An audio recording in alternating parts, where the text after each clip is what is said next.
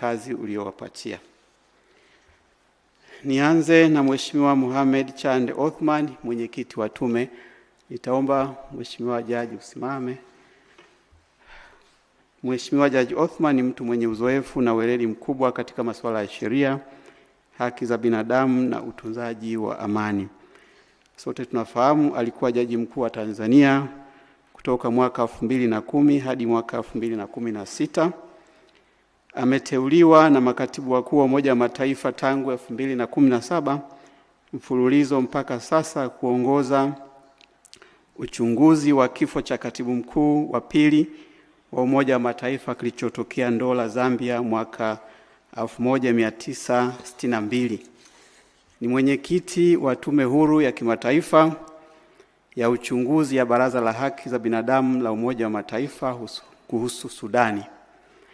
Pia aliwahi kuwa mwenyekiti wa Tume ya Kimataifa ya Baraza la Haki za Binadamu la Umoja wa Mataifa kuhusu Ethiopia. Ni mshauri mwandamizi na wa mwendesha mashtaka wa Mahakama ya Kimataifa ya Uhalifu ICC. Alikuwa mwendesha mashtaka mkuu wa Timor Mashariki mwaka 2000, na kabla hapo alikuwa mkurugenzi wa mashtaka wa Mahakama ya Kimataifa ya Jinai ya Mauaji ya Rwanda. Alikuwa pia mwenyekiti wa tume ya kuangalia mfumo wa haki jinai nchini, kazi aliyoikamilisha mwaka jana. Asante sana Mheshimiwa Jaji.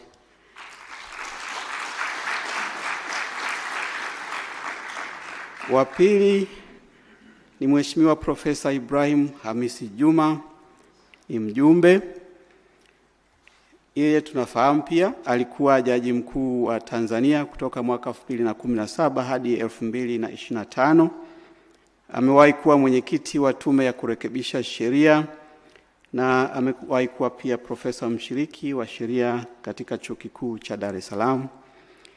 Akiwa jaji mkuu wa Tanzania, alisimamia maboresho makubwa ya utendaji katika mahakama ya Tanzania, na kwa kutambua mchango wake katika kazi hiyo alitunukiwa nishani ya kumbukumbu ya Muungano daraja la pili.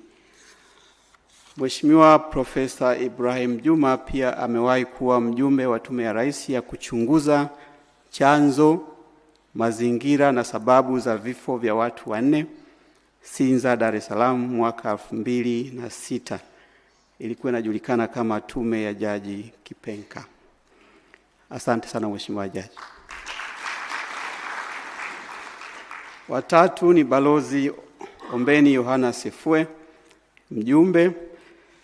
Yeye amewahi kuwa katibu mkuu kiongozi, nafasi ambayo ilimfanya kuwa katibu wa Baraza la Usalama la Taifa na mkuu wa utumishi wa umma.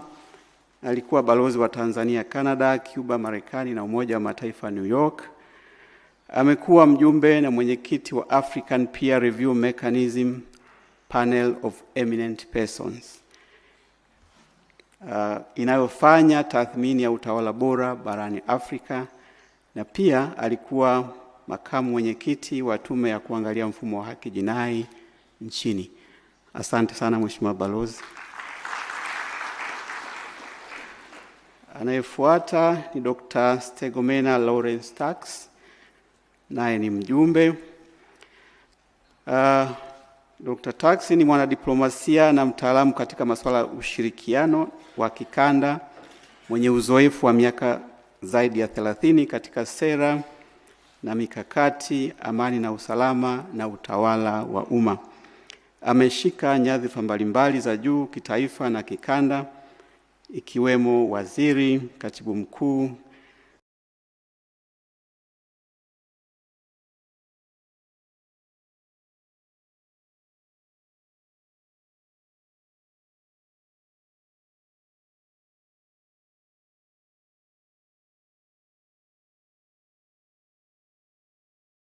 katibu mtendaji wa Jumuiya ya Maendeleo Kusini.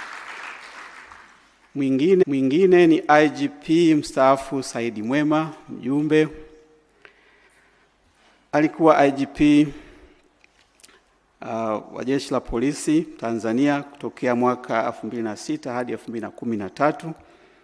Anajulikana sana kwa mchango wake mkubwa katika kuimarisha amani na usalama wa kikanda ndani ya Afrika Mashariki.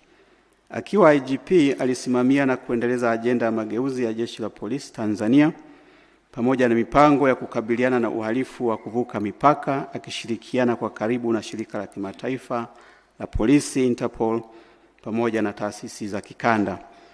Juhudi zake ziliimarisha operesheni za pamoja na uratibu wa usalama miongoni mwa nchi wanachama na kuweka msingi imara wa utulivu wa kikanda. Asante sana IGP mstaafu. Anayefuata ni Balozi Luteni Jenerali mstaafu Paul Ignace Mela, mjumbe. Yeye amelitumikia Jeshi la Wananchi wa Tanzania katika nyadhifa mbalimbali hadi kufika cheo cha Luteni Jenerali wa jeshi. Mwaka 2013 aliteuliwa na Katibu Mkuu wa Umoja wa Mataifa kuwa mkuu wa Jeshi la Kulinda Amani nchini Sudani, jimbo la Darfur. Amewahi kuwa balozi wa Tanzania Kongo DRC, akiwakilisha pia katika nchi za Jamhuri ya Afrika ya Kati, Cameroon na Gabon. Amewahi pia kuwa mshauri wa kiufundi, technical advisor wa msuluhishi wa mgogoro wa Mashariki ya Kongo, Mheshimiwa Uhuru Kenyatta, katika mchakato wa amani wa Nairobi ukisimamiwa na Jumuiya ya Afrika Mashariki. Asante sana Balozi Luteni Jenerali mstaafu.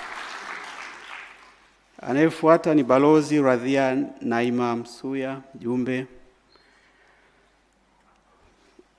Balozi Msuya kwa zaidi ya miaka 20 ameshughulikia masuala ya kimataifa, multilateral cooperation, ikiwemo Umoja wa Mataifa, Jumuiya ya Madola na nchi zisizofungamana na upande wowote. Pia amewahi kusimamia idara ya Ulaya na Marekani katika kusimamia mahusiano ya Umoja wa Ulaya chini ya uongozi wa Ufaransa. Alitunukiwa nishani National Order of Merit na serikali ya Ufaransa. Amewahi pia kuwa balozi wa Tanzania Afrika Kusini, Botswana, Namibia, Lesotho na mwakilishi wa Tanzania katika SADC. Chini ya SADC ameshiriki katika usuluhishi wa migogoro ya Zimbabwe, Lesotho, Mauritius na juhudi za upatanishi katika nchi mbalimbali. Asante sana Mheshimiwa Balozi. Anayefuata ni Balozi George Madafa, mjumbe. Balozi Madafa ni mtaalamu wa sheria ambaye katika serikali mbalimbali hadi alivyostaafu. Vile vile ana uzoefu katika masuala ya kidiplomasia, ambapo amekuwa balozi wa Tanzania nchini Italia na pia akiwakilisha Tanzania katika nchi za Ugiriki, Malta, Slovenia, Macedonia, Croatia na Serbia. Asante sana Mheshimiwa Balozi.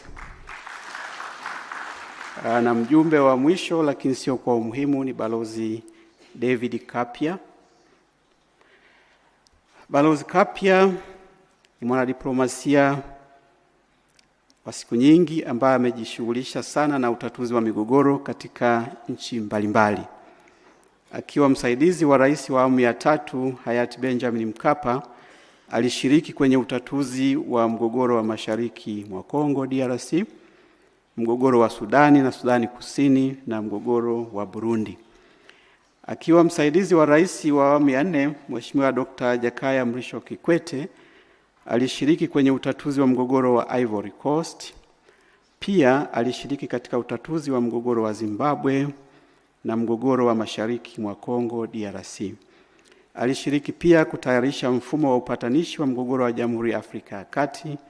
Vile vile alishiriki katika usuluhishi na kuweka mfumo wa utatuzi wa mgogoro wa nchi ya Mali. Asante sana Mheshimiwa Balozi.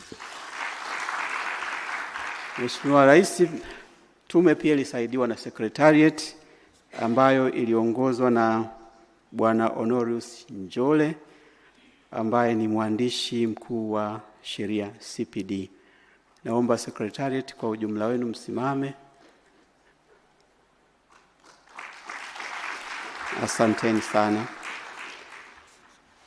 Mheshimiwa Rais, Tume ilianza kazi yake tarehe 20 Novemba 2025 na ilipatiwa muda wa